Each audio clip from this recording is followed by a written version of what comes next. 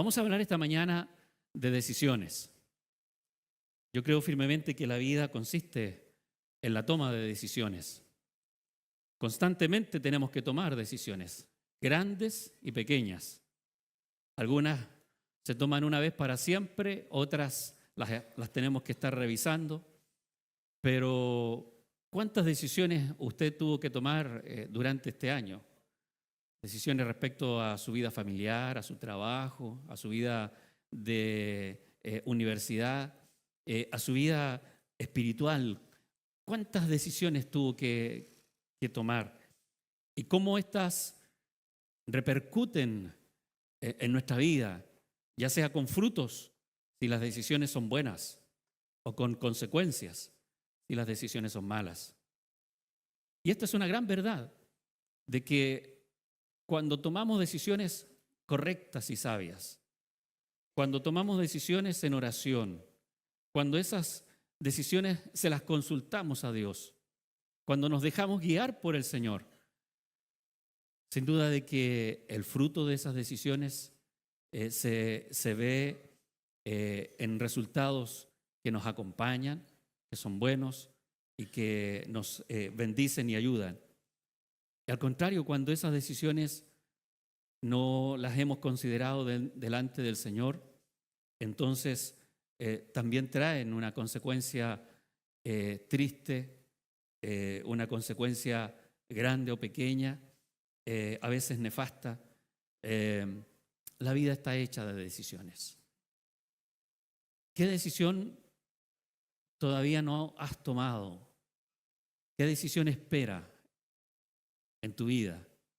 ¿Qué cosas has estado pensando durante todo el año y aún no has tomado una decisión? Quiero hablarte de eso y para ello he considerado un pasaje que nos habla acerca de un hombre y una mujer que en su momento tuvieron que tomar decisiones importantes.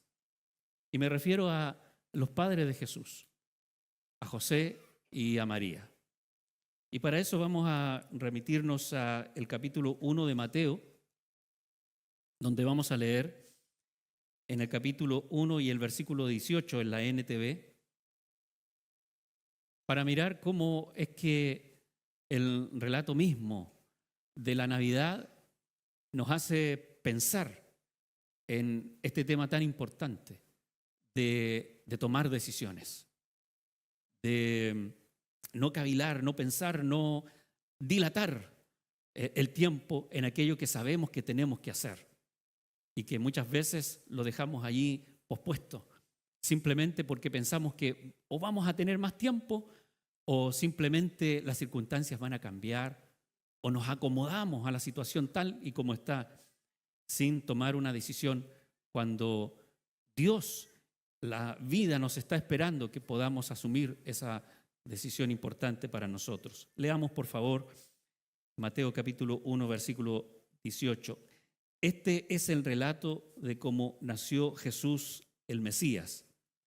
Su madre María estaba comprometida para casarse con José, pero antes de que la boda se realizara, mientras todavía era virgen, quedó embarazada mediante el poder del Espíritu Santo.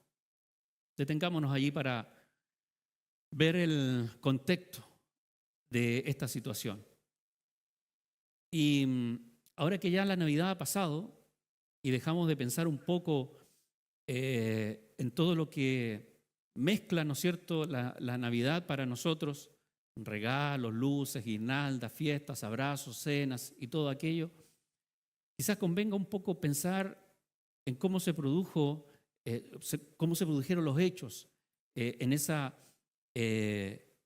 circunstancia en la que Jesús vino al mundo.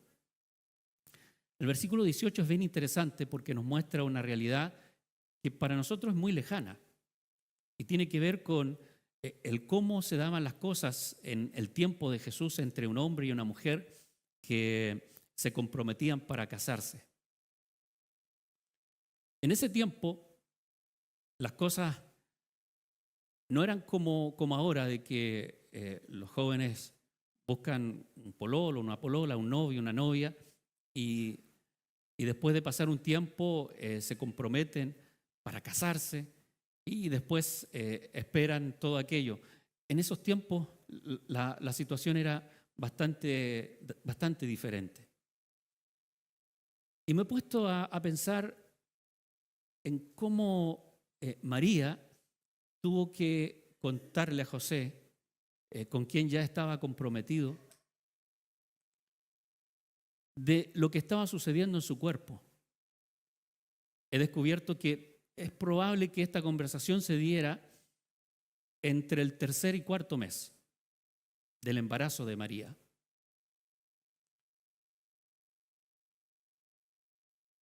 Y todos sabemos que eso es muy fuerte cuando la persona, la mujer es joven y debe decirle a quién va a ser su esposo lo que va a suceder. Yo no sé cómo es que María tuvo que atreverse y tomar la decisión de acercarse a José para decirle: estoy embarazada. Y lo que está sucediendo en mi vientre es algo que nunca antes ha sucedido, es un milagro. Y el ángel que vino para decirme esto me ha dicho de que el ser que nacerá es el mismo Hijo de Dios, es el Mesías que estamos esperando. Y me ha dicho que le tengo que poner por nombre Jesús, porque Él va a ser el Salvador de nuestro pueblo.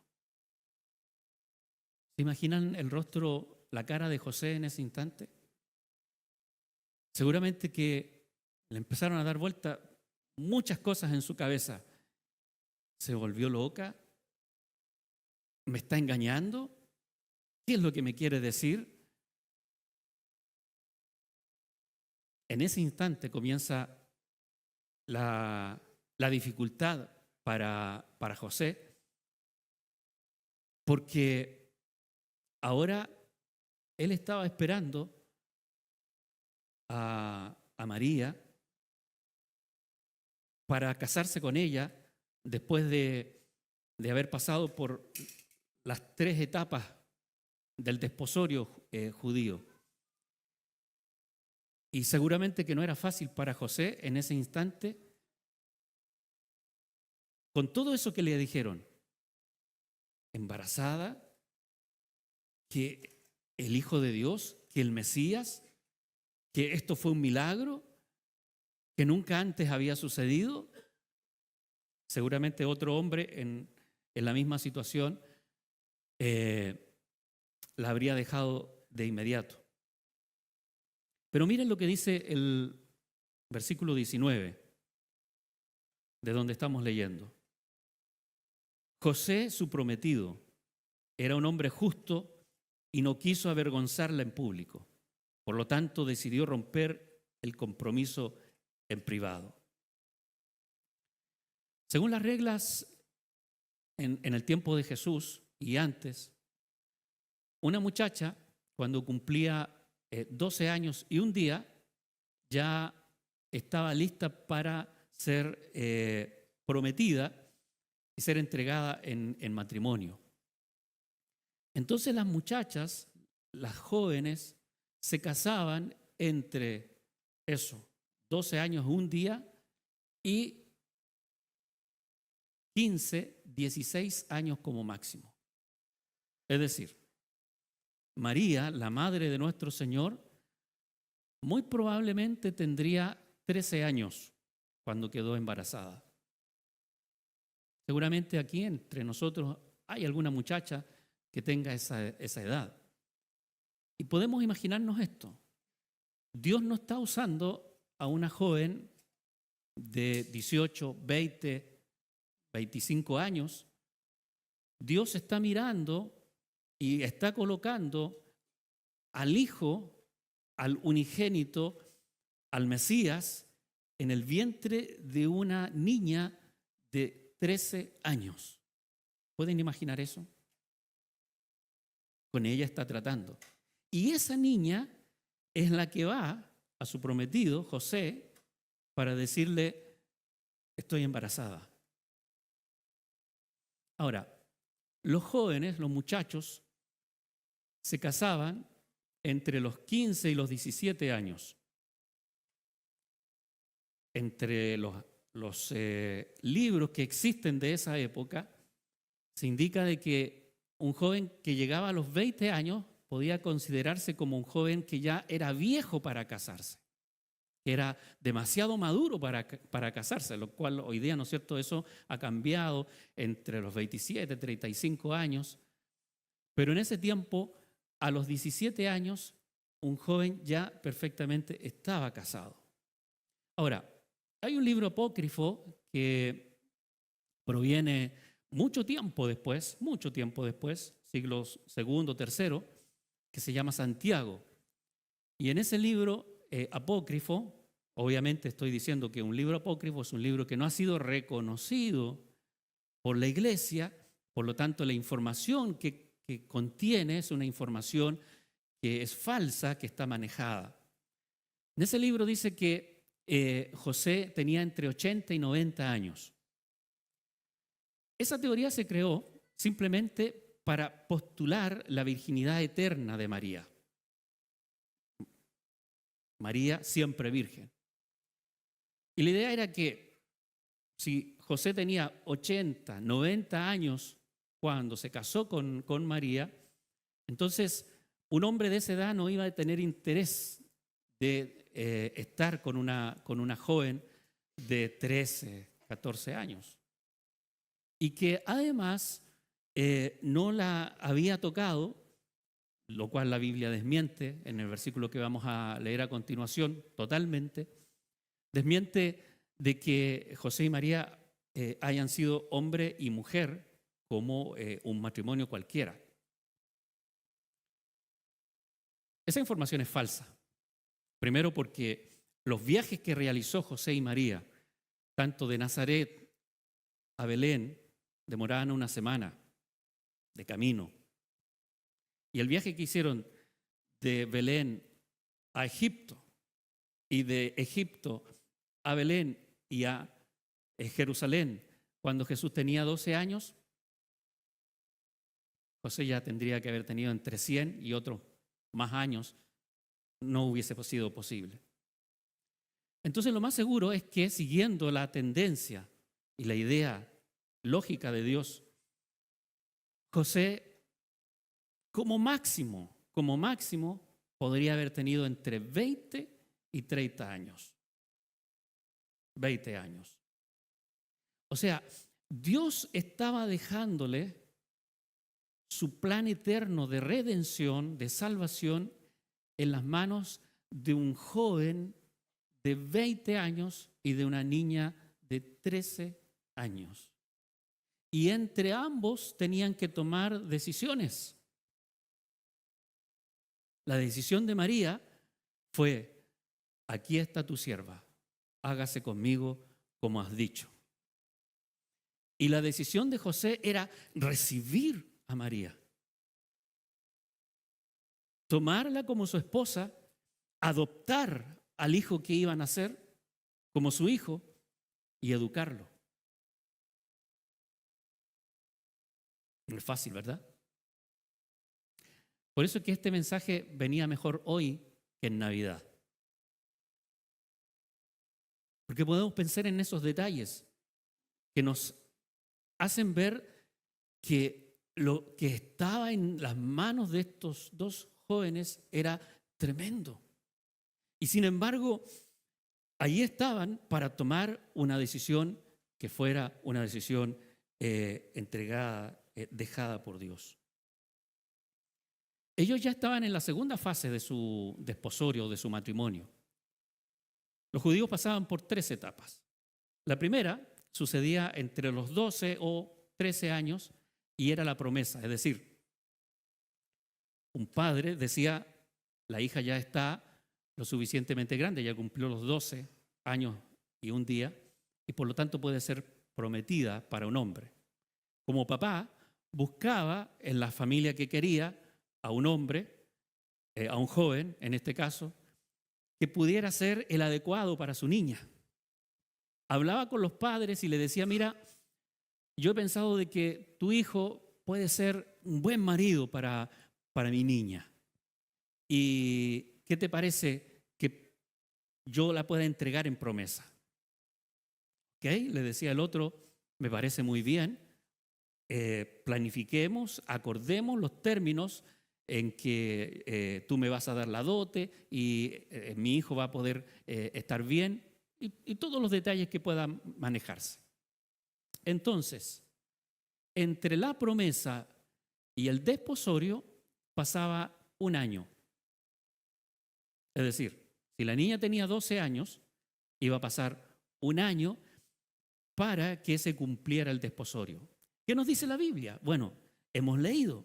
Dice el versículo 18 que su madre María estaba comprometida para casarse con José. O sea, estaba en la segunda etapa. Ya había sido prometida, ahora estaba en el desposorio. Estaba esperando que se terminara el año.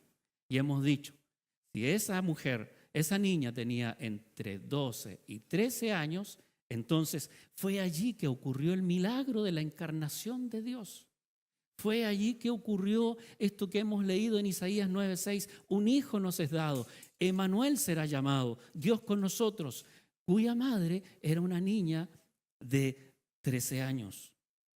Y el versículo 19 dice, José su prometido. Eso demuestra nuevamente de que estaban en la segunda fase. Cuando terminaba la segunda fase de la promesa, es decir, del desposorio, entonces se producía el matrimonio. Y después que se producía el matrimonio venían las fiestas. Nosotros juntamos todo. Pero en esos tiempos todo era separado. Bueno, entonces, cuando una niña, escuchen bien esto porque es importante para entender el plan de Dios. Cuando una niña estaba dentro del tiempo de la promesa, le podía decir a su papá, a mí no me gusta el Manuel, por así decirlo, y tenía que dar razones de por qué. En ese tiempo de la promesa, se podía romper ese vínculo y obviamente iba a haber problemas con la familia, iban a tener que explicar, iban a tener que dar detalles, seguramente iba a tener que haber un pago, lo que sea, pero se podía. Pero una vez que se había hecho la promesa y comenzaba el desposorio, esos dos niños estaban clasificados dentro de la ley judía como desposados. Eso quiere decir que ya la promesa había sido firme, por lo tanto, la única manera de romper ese lazo era a través del divorcio. Y el divorcio tenía que ser legal. Piensen en esto. Un chico de 18, 20 años que quiere romper su desposorio, su matrimonio, que aún no ha sido consumado, con una niña de 13 años que está embarazada. ¿Cómo lo hago? De eso trata el versículo 19. Dice, José, su prometido, era un hombre justo y no quiso avergonzarla en público. Ahora bien, el tema del divorcio en Israel era un asunto muy serio y solamente se podía hacer de una manera explícita. La carta se llamaba carta de repudio y la carta de repudio se entregaba personalmente a la mujer. El hombre iba delante de la mujer con 2 testigos y le decía, te quiero entregar la carta de repudio, la carta de divorcio. Desde este momento, entonces, yo me separo, me divorcio de ti. Ese era el tema legal. Pero la carta tenía que expresar explícitamente las razones de por qué él se estaba separando de ella. En Israel, el divorcio no contaba de parte de la mujer. La mujer solamente tenía 3 causales por las que se podía divorciar. que su esposo fuera leproso, que su esposo trabajara en una actividad indigna, o que su esposo fuera un blasfemo, hubiese dejado la ley judía. Aparte de esas causas, la mujer no tenía ninguna chance de divorciarse de un hombre en Israel. El hombre sí. Los mismos religiosos habían escrito en detalle los motivos por los que un hombre podía entregar una carta de divorcio. El tema fue que esto se fue agrandando tanto que llegaron a colocar antecedentes o causas de divorcio que rayaban francamente en lo absurdo para nosotros, pero para ellos representaban causas probables de divorcio. Como por ejemplo, si la mujer andaba callejeando significa andaba en la calle y hablaba con otros hombres, cosa que que estaba prohibido. Una mujer no podía hablar con otro hombre que fuera su esposo, su padre o su hijo.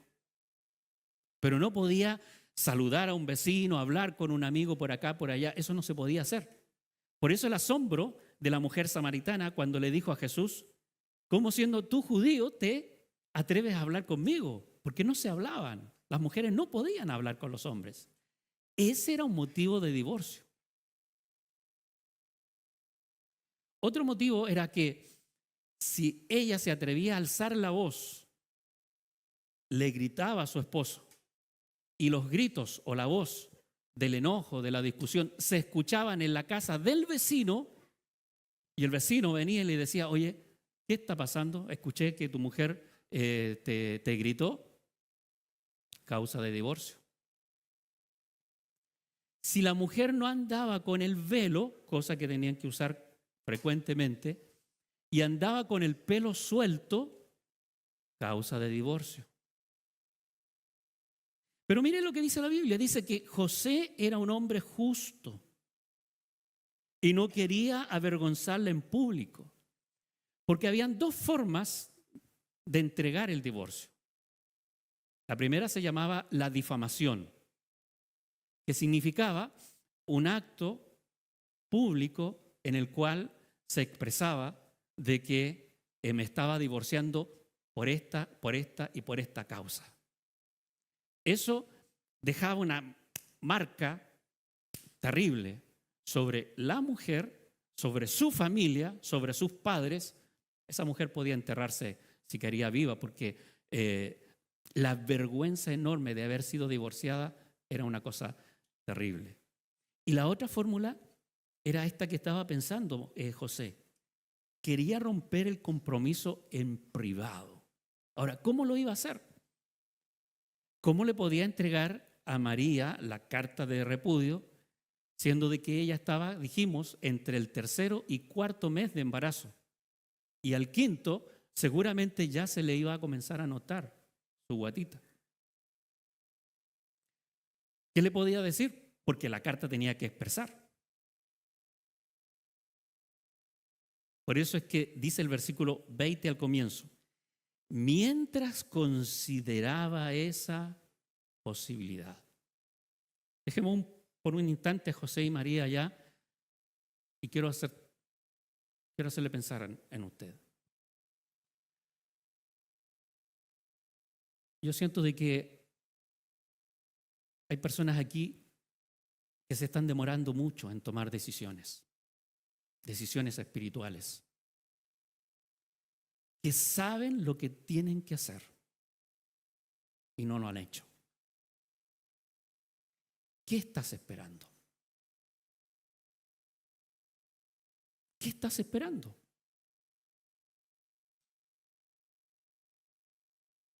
Tienes que decidirte hoy. Tienes que decidirte antes que termine el año. Volvamos a José y María. José era un hombre justo, no quería difamarla públicamente. Él entonces pensó en entregar la carta de repudio, como dije, en forma privada. Y esto es terrible porque vas a una niña de 13 años que recibió la visita de un ángel que le dijo: el Espíritu Santo vendrá sobre ti y el santo ser que nacerá será llamado Hijo de Dios. Y le llamarás Jesús porque Él salvará a su pueblo de sus pecados. Cuando María recibió este mensaje, el ángel le dijo: ha ocurrido otro milagro. Y es que en Nazaret, donde vive tu pariente Elizabeth, ella de 80 y tantos años ha quedado embarazada. Era estéril y quedó embarazada por un milagro de Dios. Déjame hacer este paréntesis. Cada vez que nosotros nos decidimos por Dios, Dios acompaña eso con milagros. Cada vez que decimos: no, voy a seguir este curso, voy a tomar esta decisión, Dios dice: no puedo acompañarte. Vas, pero vas solo. Donde está Dios, siempre habrá milagros. Cuando tomamos decisiones con Dios y decisiones que Dios nos dice, habrá milagros que podremos ver. María, y por eso digo que estaba entre el tercero y cuarto mes, porque María, cuando escuchó la palabra del ángel, inmediatamente bajó de Nazaret a las montañas de Judea a encontrarse con Elizabeth. Y ahí se produce ese encuentro maravilloso cuando Elizabeth recibe a esta niña de 13 años y le dice: bendita tú entre todas las mujeres y bendito el fruto de tu vientre. Está diciendo: una mujer de 80 y tantos años a una niña de 13 años. Bendita eres. Qué tremendo. Qué tremendo. Pero esas bendiciones las reciben aquellos que dicen: aquí está tu sierva, Señor. Aquí está tu siervo. Que se haga conmigo lo que tú quieras, no lo que yo quiero. No mi razón, no mi lógica, no lo que yo digo, no con aquello que porfío siempre, sino lo que tú quieras.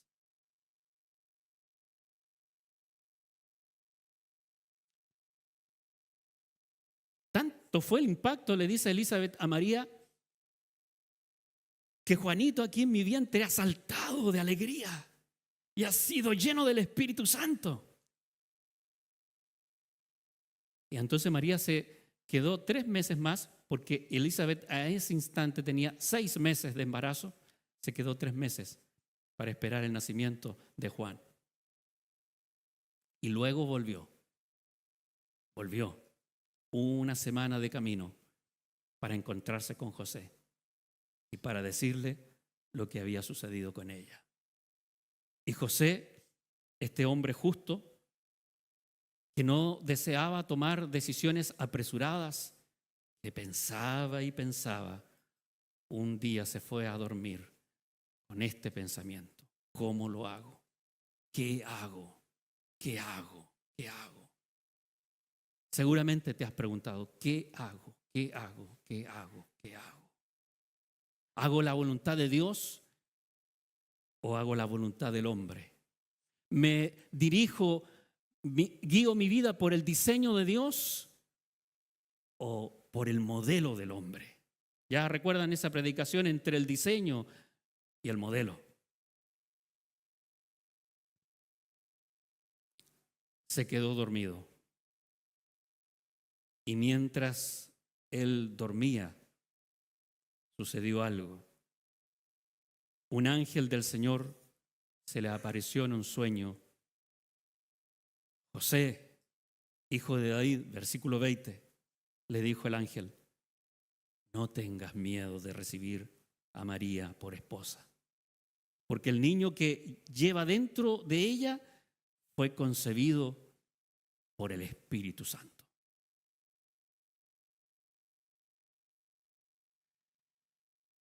Dios le habló. Y le habló como hablaba en ese tiempo, a través de sueños, de visiones, a través de ángeles. Hoy día Dios no necesita ni hablarte ni por sueños, ni por visiones, ni por ángeles. Lo puede hacer. Hoy día Dios nos habla a través de su palabra. Cada vez que tú abres la Biblia y lees un versículo cualquiera, Dios está hablando. Tú estás escuchando a Dios. Tú estás oyendo a Dios. Por eso todos los días tú puedes decir, hoy Dios me habló. Hoy Dios me habló. ¿A quiénes de ustedes Dios les ha hablado los 362 días de este año?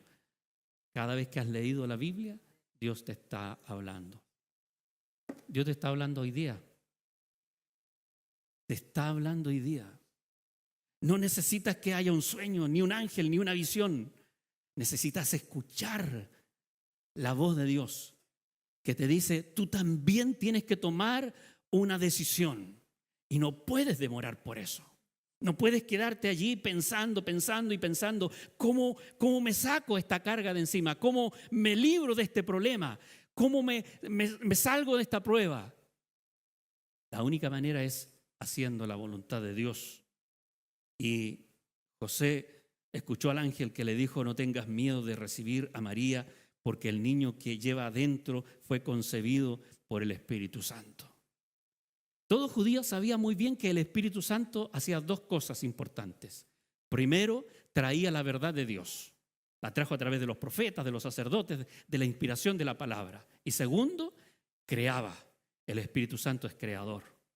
Cuando le dijo el ángel de que lo que había sido concebido había sido por obra del Espíritu Santo, para José no resultó una cuestión increíble, sino algo que perfectamente podría suceder porque el Espíritu Santo es capaz de hacer aquello. Entonces, José despertó. Se despertó del sueño y tomó la decisión de acuerdo a la voluntad de Dios. ¿Qué leemos? Versículo 21. Le dice el ángel, y tendrás un hijo y lo llamarás Jesús, y tendrá un hijo y lo llamarás Jesús, porque él salvará a su pueblo de sus pecados. Un detalle interesante es que en el Nuevo Testamento solo 2 personas recibieron nombre por encargo de Dios. Juan, el hijo de Zacarías y Elizabeth, y Jesús, el hijo de María. Todo esto sucedió para que se cumpliera el mensaje del Señor a través de su profeta. Miren, la Virgen, la niña de 13 años, concebirá un niño, dará a luz un hijo y lo llamarán Emanuel, que significa Dios está con nosotros. Versículo 24, cuando José despertó, hizo como el ángel del Señor le había ordenado y recibió a María por esposa. Despertó e hizo como el ángel le había indicado. Eso tienes que hacer tú. Tienes que despertar de tu sueño, despertar de tu negligencia, despertar del estado en que estás y hacer lo que Dios te ha dicho que tengas que hacer. Me ha gustado tanto cuando el año pasado o este año, ya no recuerdo bien, vi a un hermano que llevaba un tiempo en nuestra congregación y llegó después de la fuerza de la argumentación de su propia esposa. Su esposa, que era una hija del Señor cristiana, vivió la manifestación de Dios, vivió la revelación de Dios en su vida y él la comenzó a acompañar, hasta el día en que él también tenía que tomar su propia decisión. Hacerse un cristiano, hacerse un seguidor de Jesús y bautizarse como todo discípulo se tiene que bautizar. Y cuando él tomó esa decisión, sin duda que Dios estaba allí diciéndole, me agrada tu decisión. Eres un hombre decidido por mí y no un inconstante que no sabe qué hacer, que anda siempre pensando aquí, acá, aquí, acá, un poquito en el mundo y un poquito en Dios. ¿Creen ustedes que a Dios le agrada eso? Nunca, jamás, nada que ver. A Dios le agradan los hombres y mujeres que se deciden por Él. Y lo felicité ese día. Y lo sigo felicitando cada vez que lo veo. Hay algunos de ustedes que ya llevan un tiempo conociendo al Señor. Díganme si la argumentación que han recibido de su esposa, de su esposo, de su hijo, de su hija, no es suficiente para creer en el Señor Jesucristo como Señor y Salvador de sus vidas. ¿Creen que Dios no existe? ¿Piensan que lo que se ha escrito en la Biblia es falso? ¿Por qué piensan que tienen que saltarse el paso que todo seguidor debe seguir? ¿Por qué piensan que ustedes son extraordinarios, distintos, diferentes? Todo hombre y mujer que reconoce a Jesucristo como su Señor y Salvador, todo hombre y mujer que ha decidido seguir al Señor Jesucristo, tiene que bautizarse. Ni Pablo se libró. Cuando Ananías lo encontró, le dijo: ¿por qué te detienes? ¿Por qué te detienes? Levántate y bautízate. Tienes que tomar esa decisión. ¿Sabes por qué? Porque el diablo es engañador. Y el primer engaño que va a traer a tu corazón va a ser: así como estás, estás bien.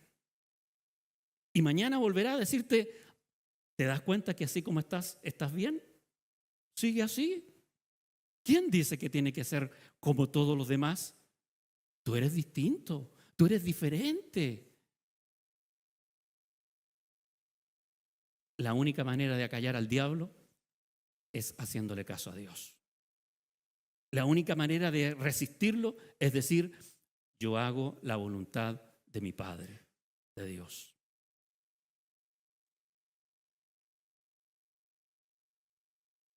La convivencia en el matrimonio es pecado. Tienes que decidirte. Y tienes que tomar esa decisión hoy. Porque de nuevo el diablo traerá de la misma forma el engaño a tu corazón. Te dirá: es que estos son tiempos modernos.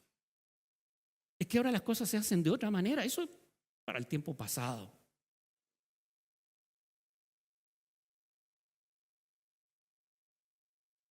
Somos un ejemplo, hermanos. Somos un testimonio vivo. Todo lo que hacemos y todo lo que decimos habla de cómo estamos siguiendo a Jesús. O te decides a casarte, o rompe aquello si no es del Señor. Pero no dejes que el diablo te engañe. ¿Todavía están acá? Decisiones. ¿Cuántas veces te ha dicho el Señor que tienes que mejorar tu vida de oración? ¿Cuántas veces? No, es que eso es para los líderes de la iglesia. ¿Cuántas veces te ha dicho el Señor aquello? ¿Cuántas veces te tiene que despertar en la noche y tú dices: tengo insomnio? No, hermano, no tienes insomnio. El Señor te está despertando para que ores.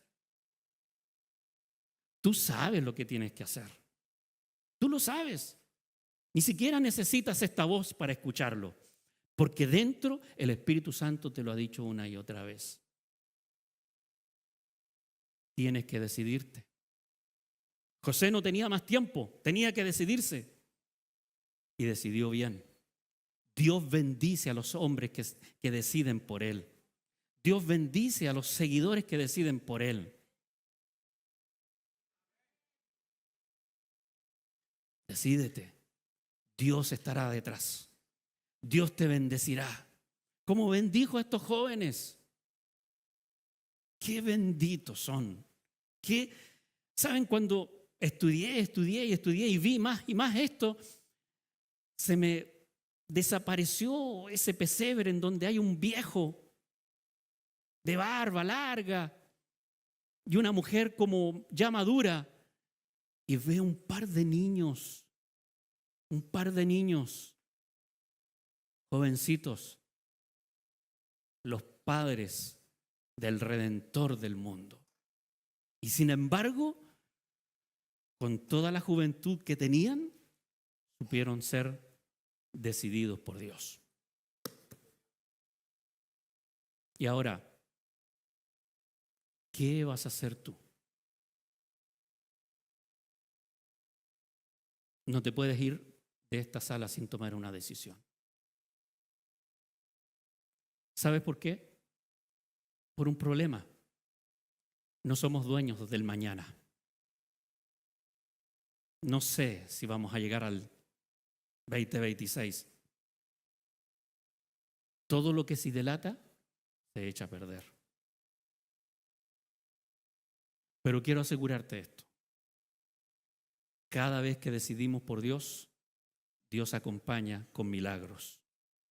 Con milagros. Porque cuando Dios le dijo a José, te tienes que ir a Egipto con María y con el niño, chiquitito y en brazos, ¿te imaginas eso? ¿Y cómo lo vamos a hacer? A los pocos días, al año, llegaron 3 personas, 4 personas, 5 personas. La Biblia no dice cuántos, pero venían de Oriente. Oro, incienso y mirra. Dios siempre financia lo suyo. Dios siempre coloca el presupuesto cuando Él está presente. Tienes que solamente confiar en Dios. Él abrirá las ventanas y las puertas, los portones. Él abrirá el mar. Él, como cantamos, lo hará otra vez. Y lo hará para ti y lo hará para mí. Yo creo en un Dios de milagros porque he visto los suficientes en mi vida, en mi familia. Creo en un Dios de milagros que abre puertas. Pero sé que ese Dios espera que yo sea un hombre decidido por Él. ¿Y tú? Inclina tu rostro, por favor. ¿Qué decisión tienes que tomar? ¿O estás pensando, por favor que se calle, por favor que no siga, por favor que no hable más? Necesitas que el Espíritu Santo te convenza, como convenció a María, como convenció a José. Él quiere ayudarte. Él tomará tu mano y te guiará. Y nada malo va a suceder porque Él está detrás cuando tomamos las decisiones correctas, cuando las tomamos en Dios. El Señor te está llamando. ¿Has desobedecido al llamado de Dios? El Señor está hablando a tu vida. ¿Qué vas a hacer con eso? Ora conmigo en este instante. Y deja que el Espíritu Santo escuche de ti que le digas, Señor, aquí está tu siervo. Voy a hacer tu voluntad. Antes que acabe el 2025 y comience el 2026, yo me decido a hacer tu voluntad. Lo que tú digas, lo que tú digas, lo que tú digas. En el nombre de Jesucristo. Padre, te damos gracias. Tú has hablado, Señor. Y este es el último domingo que tenemos en el año. Pero no es la última oportunidad que tú nos das. Nos has dado tantas. Gracias, Señor, porque tu voz que puede resonar en nuestra mente, en nuestro corazón de manera clara, contundente, no nos dejará movernos hasta que tomemos una decisión. Escucha el corazón, escucha la voz de cada uno de tus hijos que en esta mañana están tomando una decisión contigo. Bendíceles, Señor. Bendíceles, que puedan ver tus milagros, que puedan ver tu obra poderosa en sus vidas. En el nombre de Jesús. Amén. Amén. Dios les bendiga.